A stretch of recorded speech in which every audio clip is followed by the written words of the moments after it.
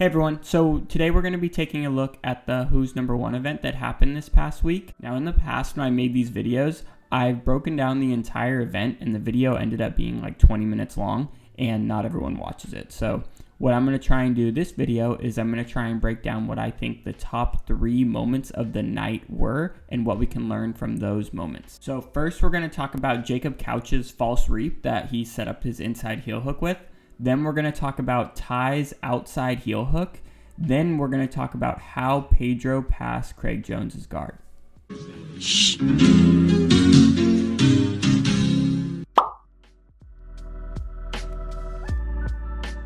So the false reap is something that's fairly new, and if you don't know what it is, it's referring to Jacob's left leg in this scenario coming over the top of his opponent's leg and kind of reaping across the center. But it's not behind his opponent's knee, so he's not technically reaping his opponent's leg. That's why it's called the false reap. Jacob was able to use the false reap to set up this beautiful inside heel hook.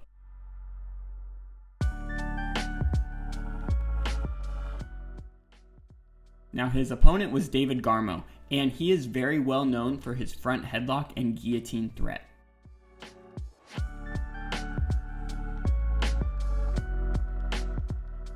David had also faced Andrew Wiltse in the past, and when Andrew went to elevate David, David would dive forward to avoid the leg entanglement. And as most of you know, Andrew and Jacob are teammates, so I think Jacob was very well aware of this tendency that his opponent tended to have when he was threatened with a leg entanglement. So you'll see here Jacob trying his first false reap entry, and he uses his left hand as a cross lat post. Now this cross lat post is designed to keep his opponent from smashing him, right? But like we talked about, David is very well known for his front headlock. So what David tends to do is he tends to try and jump on your head, and if that doesn't work, then he runs over the top to get out of the position. So now in his second false reap entry, Jacob elects not to use that cross lat post and just leaves it on his opponent's leg. So now his left arm is just constantly wrapped around his opponent's leg, making it very, very hard for them to run away. And that, I believe, is why Jacob was able to successfully get this entry on David Garmo. Now, if you guys are subscribed, you know we've been talking a lot about butterfly half guard recently, and one of the main benefits of butterfly half guard is that it allows you to transition between offense and defense very smoothly. Now, as you can see here, she uses the butterfly half guard to recover her position, and she ends up right in the false reap position, and she can use this to go directly on the attack. But in order to capitalize on this, you're gonna need that mindset to switch from offense to defense very quickly. Because if you're here in the false reap position and your mindset is still defense, then you're going to take your foot out and you're going to use it to create more space. But now when everything's kind of settled down and people are kind of hunkered down into their position, and now you're trying to go on offense, now it's going to be much more difficult to bring your foot across into the false reap position. But if you're able to capitalize on that transition, you're going to find it much, much easier to enter into these leg entanglements. When talking about Tye's heel hook, we're going to practice the idea of separating the mechanism of control from the mechanism of breaking. So first we're going to talk about the entry into Ashigarami, and then we're going to talk about how Tye was able to get the submission. So Levi has a pretty crafty guard, and he tries to hit this K guard entry on Tye, and Tye counters beautifully with this back step into cross Ashi.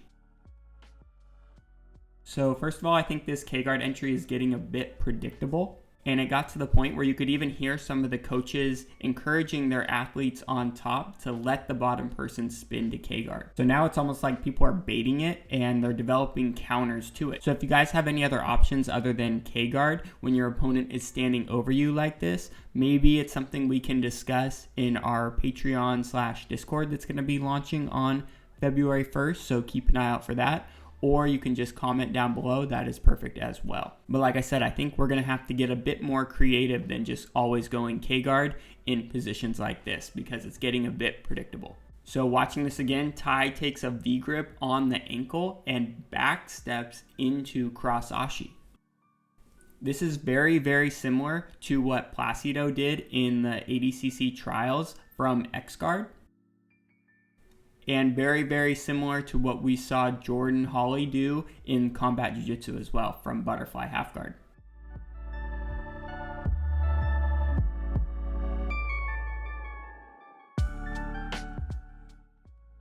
So Tye lands in inside Senkaku, and Levi does a great job of avoiding heel exposure, turning the correct way, and bringing his foot back to the center of Tye's chest to avoid any heel exposure. Now they end up falling to the other side, so now Tye is no longer attacking an inside heel hook, and he's attacking an outside heel hook.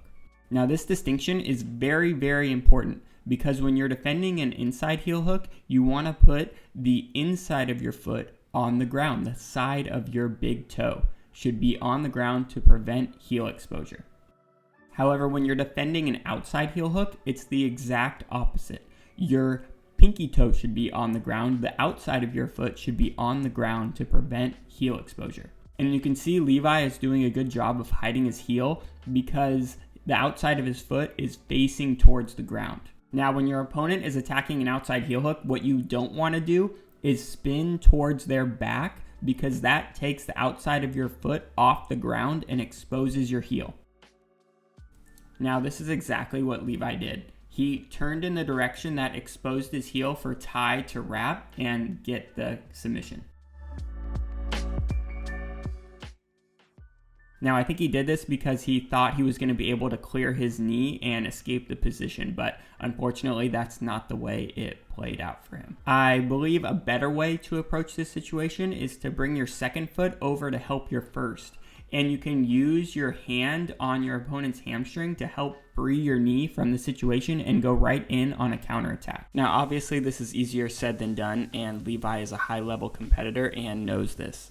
And the escape I just showed was from outside Ashi, where Levi was in a situation where Tye had a reap on his leg, which makes it difficult for him to hide his heel. So I think Levi turned thinking he was going to be able to slip his knee, but he wasn't, and that's just the way it happens sometimes. Now let's get into Pedro's beautiful guard pass against Craig Jones into north-south. Now, if you're playing open guard, you can pretty much expect for your opponent to try some variation of this pass, where they grab your shin and your head and try and run around your guard. It can put a lot of pressure on your guard and force you to turtle or result in a guard pass. We saw Mikey deal with the exact same pass, where his opponent grabs his shin and his head and tries to jump past his guard, and Mikey is able to catch his opponent with his other leg and even counterattack his opponent. Now on the surface, it looks like it requires extreme flexibility to be able to use your other leg to retain your guard. But if you compare these two scenarios, I think the primary difference is that one person is on their side while the other is on their elbow. If you're on your elbow, it drastically limits the amount of reach you have with your other leg. Whereas if you're on your side, you can turn your body into kind of a rocking chair and invert to bring your other leg into the party. Now, when we look at Craig's scenario, you can see the same pass is being applied. Pedro's grabbing the shin and he's grabbing the head. And as he goes to run, Craig catches him with his other leg. Now, Pedro does a really smart thing and he backsteps right away to free himself from that leg. But Craig still has his knee inside Pedro's shoulder. So now that is where the battle is. But Pedro's able to use this grip on Craig's knee to pull it out and get chest to chest with Craig to secure the guard pass. So I hope you guys found that helpful. Tried to make it a little more short and sweet than our previous takeaway videos. So let me know if you enjoyed that in the comment section, and keep an eye out for our Patreon and Discord launch on February 1st. And we'll see you in the next video.